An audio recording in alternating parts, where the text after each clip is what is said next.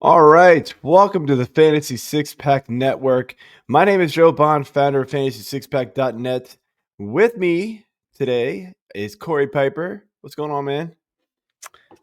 Not a whole lot. It's been good. It's been a few weeks since I saw you here on Monday night, but we're switching sports. Fantasy football's done. Time to move right into fantasy baseball. It never rests. Absolutely not. So, yeah, as Corey said, we're going to be jumping into our top 10 list. This is the first of many videos that we've got coming out here shortly for some baseball content. Tonight, we're going to be, not tonight, I guess is whenever you're watching, really. We're going to be covering the top 10 catchers. Corey wrote the article that is published over on Fantasy Six Pack right now.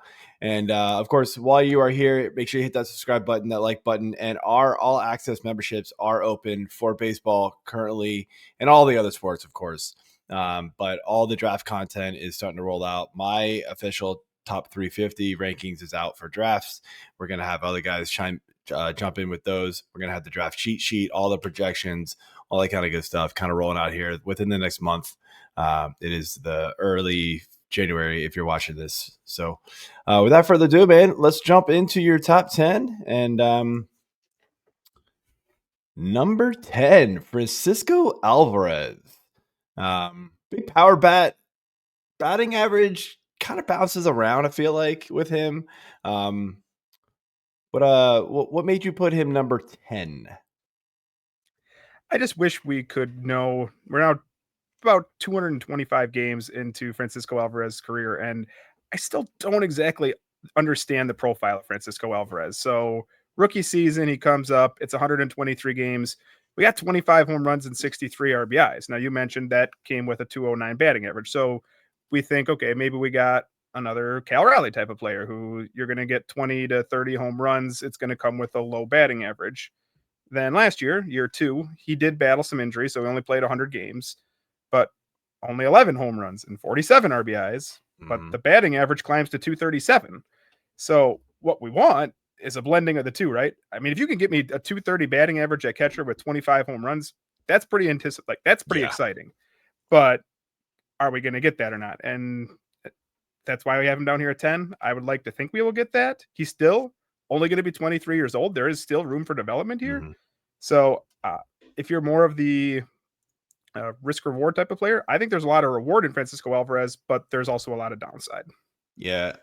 The other worry I have is that I think because he's got so much swing and miss, like Mm-hmm. he gets taken out of that lineup. Like there's a lot of catchers that we're going to get to here that play a ton of games compared to him. He's your typical catcher, right? He's going to be in 4 games a week, out 3, in 5 games a week, out 2. Like that's how it's going to work, right? To where when you start getting to this upper echelon guys here, talking top 10 here, you start getting guys that, I mean, they're pretty much in the lineup every single day. If not catcher, it's first base or DH, something like that. So that's my concern and why I would also have him right around this number. But next up here, let's move on to number 9, JT Realmuto. Had a not so JT Realmuto season last year. Kind of, maybe age catching up to him a little bit. Father time comes for us all, my friend. Yes. He is 33, and he dealt with one of the rare parts of catcher is if you can get somebody who can stay healthy most of the time. If you take away the 2020 season, which was the weird one, he had played at least 125 games going back to 2015, which is pretty wild for a catcher. Then Mm-hmm. last year, knee injury set in and he played 99 games. Well, catchers with knee injuries are never something that you want to bet on. But he has a long and a history, so he gets a little bit of a break. And it wasn't that the season wasn't bad. It just wasn't quite from what we've come to expect from him. He still had 50 runs scored. He had his 14 home runs, 47 RBIs. The steals, I think the steals are pretty much gone. Could he bounce back? I suppose, but he only stole 2 bases. That used to be the differentiator from with him was, I mean, we had a 2020 season out of a catcher. That's pretty rare. And then he still had Right. 266. Could, like, the sprint speed says that he's still in the 79th percentile. Could we get a bounce back and he gets 10 steals? Like, I don't think we're going to get a 2020 season out of JT Realmuto at the age of 33 again. I think we could get a 10 to 15 home run season with 10 steals and a passable batting average in one of the best lineups in baseball. And that's how he returns top 10 catcher value. Yeah. Yeah. One of one of the things that made him number one for so long was that the speed, because he was never like the top home run hitter for a catcher. That just wasn't his game. He was a good average, and he could get you a little bit of speed, which was just something you couldn't find in a lot of catchers. And like he didn't kill you in the power department, and you could easily make that up elsewhere. So, but yeah, Realmuto is a guy that I'll be honest with you, I don't know if I'm going to have a lot of shares of him this season. I'd be shocked if I wouldn't be surprised if he doesn't get drafted in a few leagues. There's a lot of people who I think got burnt by him last year. So, but name value carries a long time, so we'll see. Number 8 here, we got Shea Langeliers. What do we like about Shea? The power. So this is you mentioned it with Alvarez. This is your classic catcher profile. Is the average going to be great? Probably not. Last year was his best, and that was 224. But that came with 29 home runs. That came with 80 RBIs. That came with 4 stolen bases. And that was in the challenging park that was Oakland Coliseum. And now he's going to be playing in a minor league stadium this year in Sacramento, Suter Health Park. So that should boost offensive production even more. The Athletics have a sneaky good offense. The batting average, it could scare you off a little bit, but he is dropping his strikeout rate. That was what was really scary last year. 145 strikeouts, 482 at bats. It's high. That's 27%, but it's not 30. I mean, earlier in his career, he was touching 35. So we're dropping it. We're going to talk about Cal Raleigh here in a little bit. He's a little higher. They're not that different of players. And Cal Raleigh is going considerably earlier. So I think I'm going to have, you're talking about you're not going to have a lot of Realmuto. I think I'm going to have quite a bit of Shea Langeliers because I'll eat the low average for the power production in a minor league park. Yeah, there's a lot to like here as far as this like barrels and hard hit rates and things like that with this guy. And, again, unless you're paying the top dollar for a catcher, like you're gonna eat batting average for most of these guys. So if you do that, I always say just go get the home runs and just make sure you can get the batting average up from somebody else. All right, number 7. Another slightly old man, Willson Contreras. So part of the appeal of Willson Contreras is we've been told he is not going to play catcher. You mentioned it. If you can get a catcher who is getting you more at bats, that instantly makes you more valuable. And he is going to play first base from what we've been told, but he still carries that catcher eligibility. And hopefully it will help him stay healthy because that has been an issue with Contreras. Last year it was 84 games that he ended up playing. Now, in the 84 games, I mean, it reads pretty good. That's essentially half the season. 15 homers, 36 ribbies, still stole 4 bases, 262 average. That's kind of what we've come to expect from Contreras. You can get when he stays healthy. I mean, if he stayed healthy last year, assuming he's getting 20 home runs, that would have been 5 straight seasons of 20 home runs with a passable batting average. You talked about some of the StatCast data on there, like average X velocity looks great. Expected WOBA looks great. Hard hit rate looks pretty good. He still walks all the time. So there's a lot to like with Contreras. I hope that moving to first base helps him stay healthy. And if that happens and we get a full 140 games out of him at the catcher position, he probably beats this position. But we have not seen him stay healthy enough. And so I still a little cautious there. Yeah. I go back to the 2023 season with him, and that first like half of the year, he was just abysmal. Like if you go back and look at his May specifically, it was a 158 batting average with 3 home runs. Like it was bad. Like he wasn't playable. And he really turned it around in that second half, and then it sort of carried over into last season. But he's a far cry from when he was being talked about one of the top catchers in fantasy baseball, but still very useful. Don't forget about him. So number 6, aforementioned Cal Raleigh. So this is the power guy, right? Cal Raleigh has led the position in home runs the last 2 years. 34 last season, 100 RBIs, 6 stolen bases, so not a complete zero there. The batting average is tough. He strikes out a lot. So last year it was a 220 batting average. But I mean, the expected batting average shows that you could get close to 240. If that happens with what he can offer as far as power is concerned, that's possibly finishing top at this position. Now, he's still going to strike out too much. It's 28% of the time, but another one that's actually dropping, and Mhm. the expected batting average is rising with it. So I like Cal Raleigh. I wish Seattle had a better offense around him. They don't seem to be wanting to go out and add more players to it. So it seems like he's going to go back into this again. But I like Cal Raleigh. I probably will just pass and take Shea Langeliers because I think it's a similar skill set. Yeah, I don't blame you.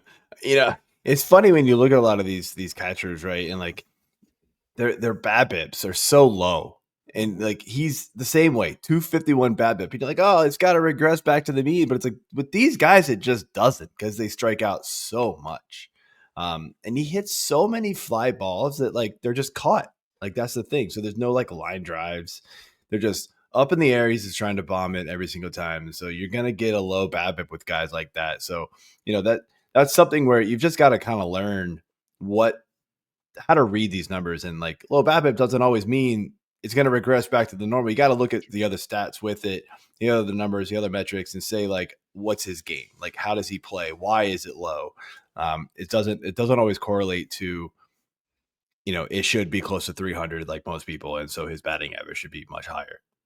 That's not his game. So, Not when you're all right, selling ultra fly balls like that. right. Let's jump into our top 5. Will Smith, Dodgers. Smith of the Dodgers, the defending World Series champion Dodgers.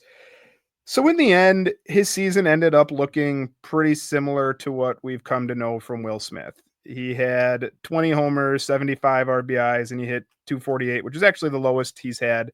But as a player or manager who had a lot of Will Smith last year, the second half was tough. At the All-Star break, he was rolling. I mean, he already had 15 home runs. He was hitting 272. And then after that, it was 5 home runs and 206 the second half of the season. The strikeout rate kind of spiked then because I remember checking this all the time thinking, what's going to happen here? Is he going to get it? Towards the end, as they got to the playoffs, the strikeouts went back down. So I'm not really concerned. The one difference, the one reason I bump him down a little bit on this list is you mentioned it earlier. You want a catcher who can play even on the days he's not catching. And the Dodgers have Shohei Ohtani at designated hitter. They have Freddie Freeman at first base, right? So when Will Smith is out of the lineup, he's out of the lineup. He is not playing. And that's typically every 5th day. So he is not going to get the big volume of some of the other guys because the Dodgers have just a super team built around him. But I'll still take him pretty high at 5th and pretty much bank on 20 to 25 homers, 75 RBIs, and a 260 plus batting average.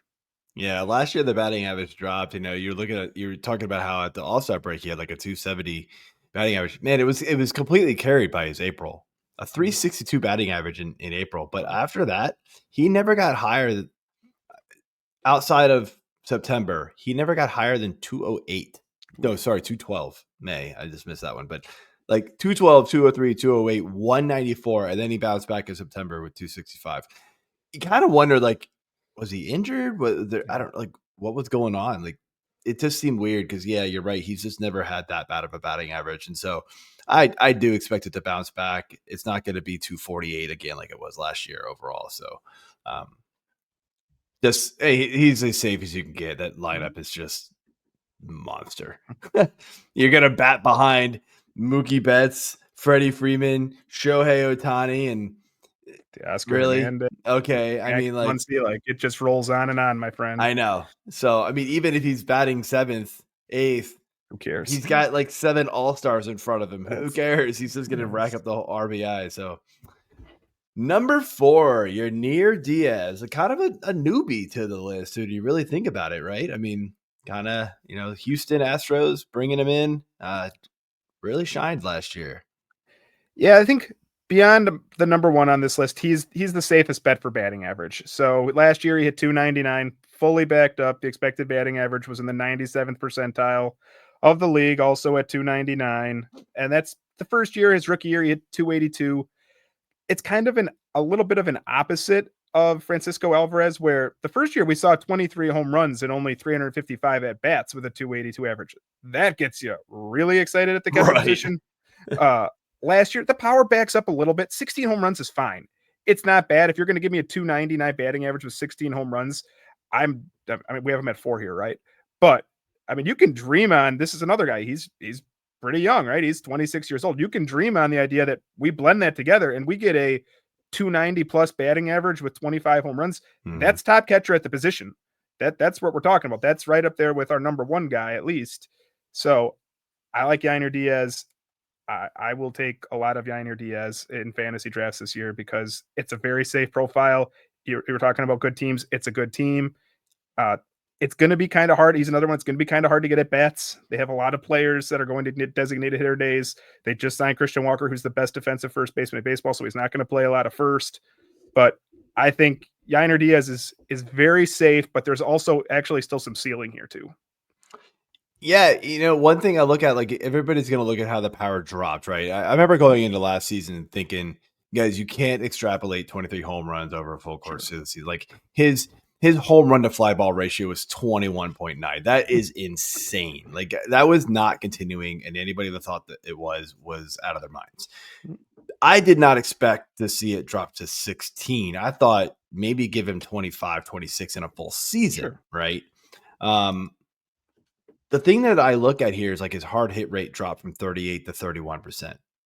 I kind of see that falling somewhere in the middle. His launch angle went from 11.5 to 8.9. So not only did his hard hit rate go down, his launch angle went down. And so it was just a lot more like line drives, which is why the batting average went up even more.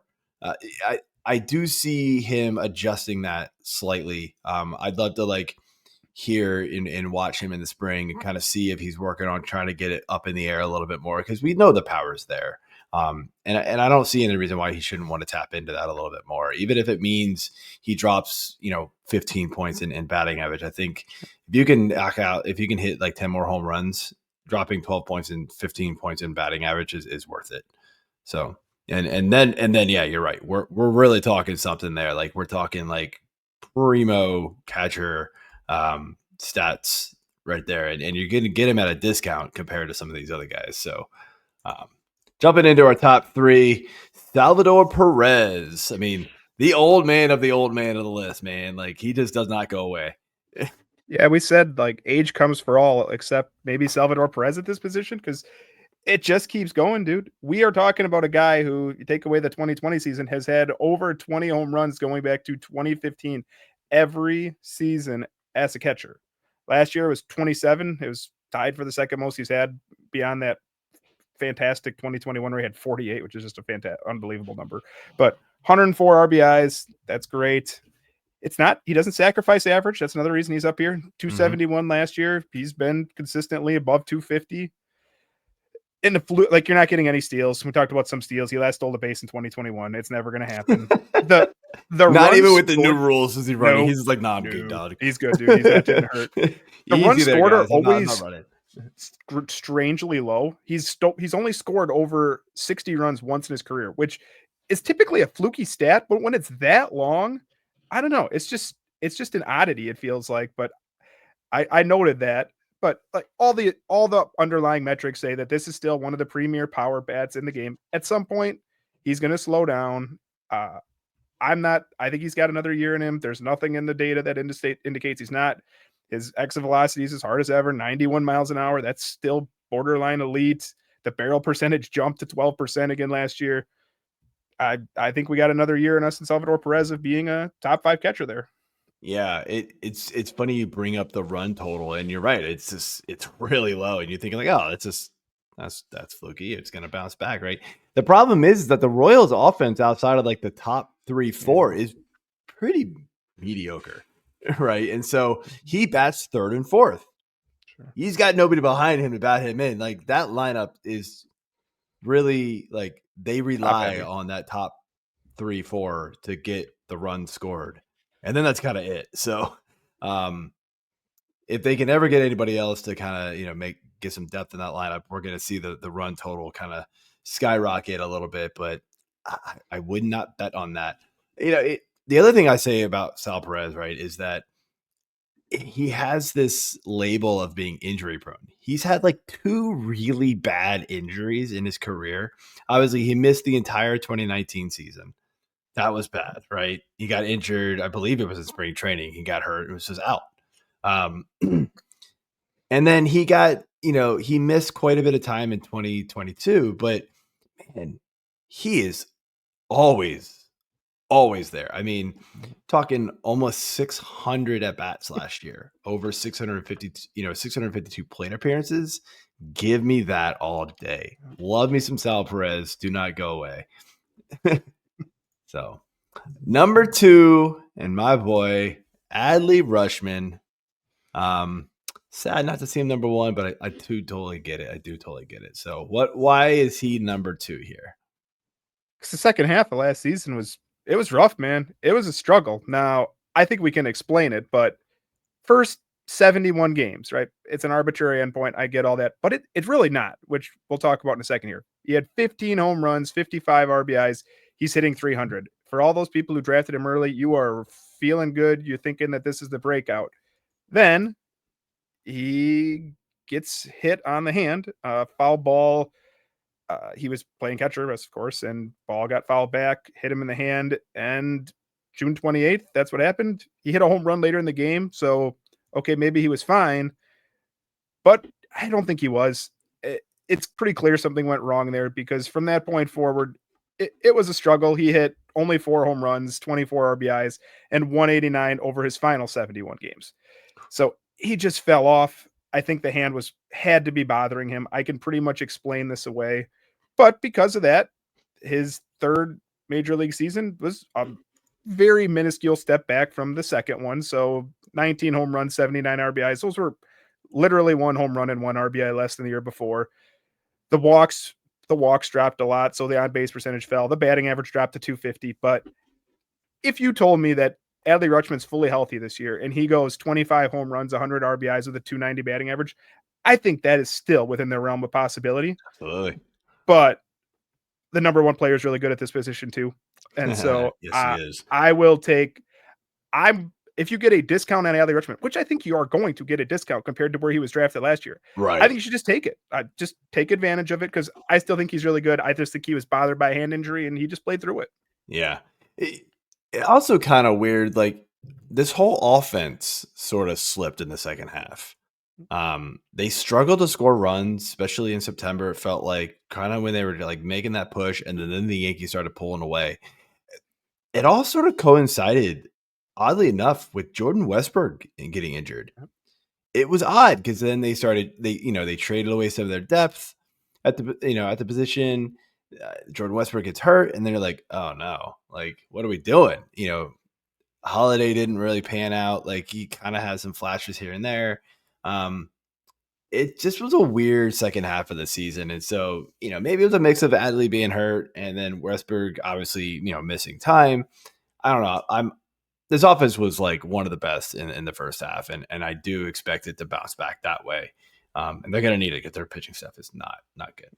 Yeah. So yeah. Yikes. All right, number 1, Willson Contreras. There we go. He has to be number 1. He finished top 4 in all 5 of the rotisserie categories last year for catchers. 99 runs scored led the position, 23 home runs, 92 RBIs, 9 stolen bases led the position, 281 batting average. He's just rock solid across the board. You talked about how the Brewers, or how we want catchers who are in the lineup. 679 plate appearances for a catcher is just a wild number. You it's do like not see that. Like yeah, exactly. It's like Salvador Perez, and Salvador Perez, who can still steal bases for you. That's what it is. Yeah. And Salvador Perez, who's, Willson Contreras, 27 years old. He just turned 27. Are we going to see another level? I don't know if we really need to. I don't know, but I suppose it's possible. We've seen him hit 30 home runs before. He could bounce back to that. And so I think that it's just 20 home runs before. But it's just a rock solid profile where he provides a little bit of everything across the board. 5 category production. He's in the lineup all the time. And the StatCast page looks, it is cherry red on everything. Yeah. 92 mile an hour average X velocity, X slug of 471. He just does everything really well at this point. So I think he's number 1 quite clearly to me. Yeah. I remember going into last year And of course, I was on the opposite end. I was in your chair, your seat last year for these, and I flipped it. And my real only argument was William Contreras took a step back in the power department, and it was like, not that I didn't expect to extrapolate 20 home runs over a full season because he did it in 97 games in 2022, but for him to go from 20 to 17, kind of like Yanier Diaz did. So it's almost like, does Yanier Diaz take the step that William Contreras did? Like, gets his power back and keeps the average, and then it's like the complete package, right? So it's very interesting to see kind of that exact kind of thing happen there with him, and then it bounced back, and we got the whole complete season, and it was just he was fantastic, like super good. So, all right, so that is it for our top 10 catchers. Want to remind everybody to jump on over to Fantasy Six Pack, become an all access member. Use that promo code there you see on the screen. It'll be in the show description as well. F6PMLB25. Save 15% off of any membership plan that we have. And thank you again, Corey. And yeah, tune in to the next one. I believe we got third base next. So see you later.